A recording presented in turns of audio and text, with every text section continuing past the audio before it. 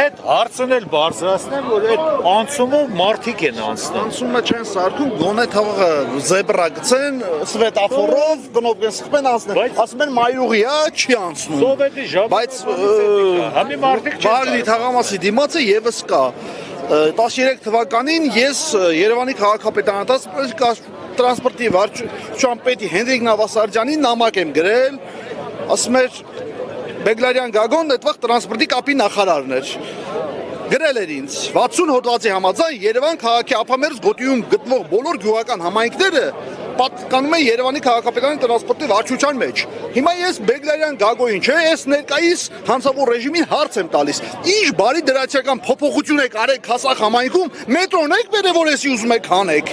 Արսեմ ավելին, որ բնակչությունը շատացել է։ Սա լրի սոցիալական ծայրահեղացման մեջ է գցում բնակչությանը, ասեմ, այն որ այդ բացարձակապես քաղաքական հարցեր չկա։ Ուղղակի հանցավոր ռեժիմն է կատարում է։ Նենց որ պետք է մենք պայքարենք, որ մեր տրանսպորտը մնա։ Ասեմ ավելին, որ պետք է 28 համար էլ կար, 28 համարն էլ պետք է գար այստեղ։ Կկարողանար գար։ Գալիս է ճանապարհին, որ ինչ։ Սվետաֆորն էլ թող բերեն, մայրուղի մեկը, որ ինչ 2-3 տեղ կա, կնոպկով սխմում անցնում են։ Դա մայրուղի մեկ չի, սա էլ է մայրուղի մեկ։ Այստեղից բնակչությունը անցնում է, այստեղ ինչքան աշխատողներ կան։ Ծայրահեղություն կարող է չէ լինի, մարդիկ ժամանակին եղել այստեղ, որ վթար է եղել, մարդ է մահացել։ Դա էլ իրենց մեղքերով է գալիս, որ իրենք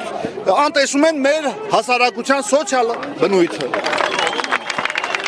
Միացան նաև պրոշենցիները։ Շնորհակալ եմ, դե միասնական ուժը մեր հաղթական լուծումն է լինելու։